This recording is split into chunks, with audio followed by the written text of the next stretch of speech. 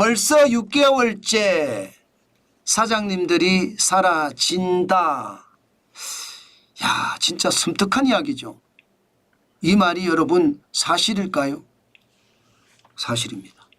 여러분 이 집회 한번 보세요. 자영업자 수 추인데요. 올해입니다. 올해. 2024년 1월부터 2024년 7월까지를 보여주는 지표거든요. 1월에 552만 8천 명이었습니다. 전년 대비해서 2만 9천 명이 는 숫자예요. 그러니까 뭔가 창업을 더 했다는 뜻이잖아요. 그런데 문제는요. 2월부터 줄어들기 시작합니다. 2월에 551만 5천 명으로 전년 대비해 보니까 2만 1천 명이 줄었습니다. 3월에는 3만 6천 명이 줄었고요. 4월에는 전년 대비하니까 9만 4천 명이 줄었습니다. 그리고 5월에는 11만 명이 줄었고요. 6월에도 10만 명이 줄었습니다. 7월에도 6만 2천 명이 줄었습니다. 그래서 572만 1천 명이에요.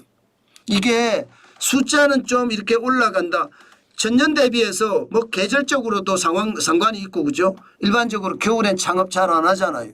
봄에 창업을 많이 하니까 3월, 4월, 5월 계속 늘어나서 6월, 7월에 계속 늘어나는 것은 있을 수 있습니다. 계절적인 요소로 이해하시고요. 그런데 전년 대비해 보니까 자영업자들이 우수수수 망한다.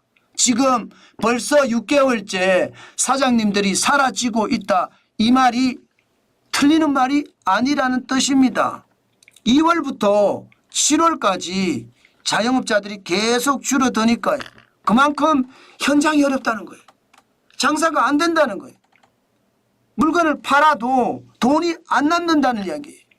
그만큼 지금 현장 경제는 최악이다 이렇게 이야기합니다. 여러분 사장님들이 사라졌던 시기 2020년 3월에서 2021년 5월까지 15개월 연속 감소한 때도 있습니다. 그때가 코로나 팬데믹 때입니다. 지금 그때 이후로 6개월 연속 이렇게 감소해 간다는 것은요. 그만큼 말입니다. 저는 경제가 너무너무 어렵다 이렇게 생각합니다. 저는 이것을 보면서 진짜 우리가 생각을 많이 해야 돼요. 왜 사장님들이 사라질까? 이건 말입니다. 현장에 대한 고민을 하게 되면 왜 사장님들이 사라질까를 알 수 있을 겁니다. 기본적으로 여러분 소비 안 합니다. 돈이 없어요. 소비를 안 하니까 사장님들은 이게 매출이 적어요. 매출이 늘어나면 좋겠지만 생각보다가 늘어나는 속도가 더디고요. 늘어난다고 하더라도 주변의 경쟁도 있고요. 또 지갑에 대한 소비자들의 지갑에 대한 부담까지 있는 바람에 결국 말입니다. 가격을 많이 올리질 못해요. 그러니까 영업이익률이 굉장히 낮을 수밖에 없습니다. 그런데 이게 집에 들어가는 돈이 없으면 뭐 생활비나 교육비나 이렇게 들어가는 돈이 없으면 버텨라도 갈 수 있겠는데 집에 들어가는 돈이 많으니까 버티질 못하고 문을 닫는다 이런 얘기예요. 최악이잖아요. 제가 봐서 진짜 최악입니다. 이 정도까지 최악일까 싶을 정도로 말입니다. 6개월 연속 자영업자 사장님들이 사라진다는 것은 우리 경제가 최악이라는 단적인 증거다. 저는 그렇게 생각을 합니다. 실질적으로 여러분 보시면 자영업자들이 지금 많이 사라졌어요. 지금 현재까지 보면 자영업자 수 추이를 보면 통계청 지표입니다. 연도별로 쭉 보면요. 1963년에는 281만 7천 명이었습니다만은 2000년을 보세요. 587만 6천 명이었죠. 이게 줄어들기 시작합니다. 뭐가 줄어드느냐? 전체 취업자 중에 자영업자 비율 말입니다. 지금 1963년에는 37.2%였습니다. 그러던 것이 줄어서 2020년에는 20.6%까지 떨어졌고요. 작년에는 20%로 역대 최저까지 떨어졌습니다. 2024년 7월 현재는요 19.83%까지 떨어졌어요. 지금 자영업자들이 굉장히 많이 줄고 있죠. 이게 20% 비중이 깨졌다는 것은 그만큼 시장에서요 충격이다 이렇게 받아들이는 겁니다. 지금 자영업자들이 이렇게까지 사라지는 것은 저는 굉장히 충격이라고 봅니다.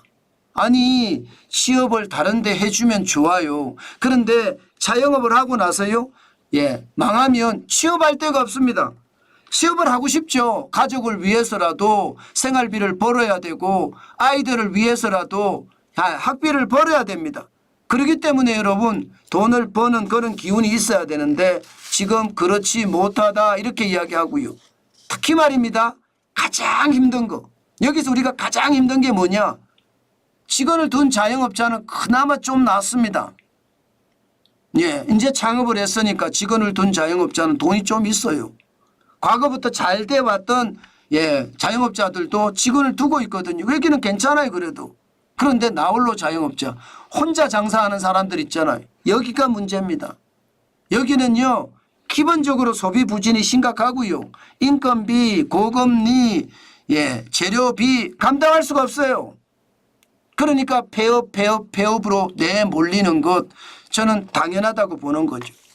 늘 제가 말씀을 드리지만 이게 여러분 시장에 진짜로 얼마나 충격을 주고 있는지 잘 봐야 돼요. 왜 나홀로 자영업자가 되는지 이것도 봐야 되고요. 그만큼 말입니다. 팔아도 남는 게 없으니까 직원을 내보내는 거고 직원을 내보내니 내 혼자 일하잖아요. 여러분 말이 혼자 일하는 거지 혼자 일 한번 해보십시오. 저는 혼자 일을 해봤습니다. 그것도 한두 해가 아니고 적어도 말입니다. 초기 1년 빼놓고 나머지 2년 3년 동안 제가 국밥집을 운영하면서 일을 해봤는데 아이고 그 외로움은 어디 표현할 데가 없습니다. 창살 없는 감옥에 앉아서 그냥 덕덕 울고 싶더라고요. 장사는 안 되죠. 매출은 남는 게 없지요. 그러니 얼마나 최악의 순간을 보냈는지 지금도 그때를 생각하면 더 열심히 살아야 되지 하는 그런 용기를 얻습니다. 그 정도로 말입니다. 창살 없는 감옥에 들어앉아 있는 내 모습 저는 최악으로 봤거든요. 지금은 어떨까요? 더 심할 거예요. 그때보다.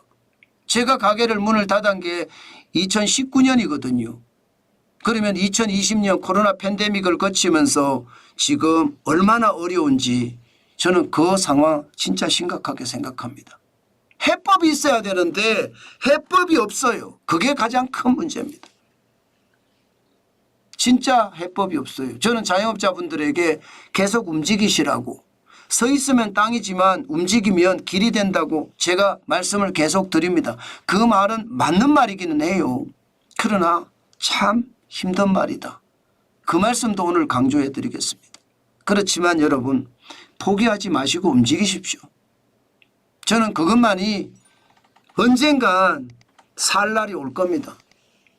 힘들고 고난스럽고 아프지만 그 힘든 세월이 나중에 추억이 될 날도 오니까 제발 포기하지 마시고 움직이시라는 것. 다시 한번 우리 소상공인 자영업자 중소기업 사장님께 말씀드립니다. 힘내십시오. 절대로 포기하지 마십시오. 저도 포기하지 않겠습니다.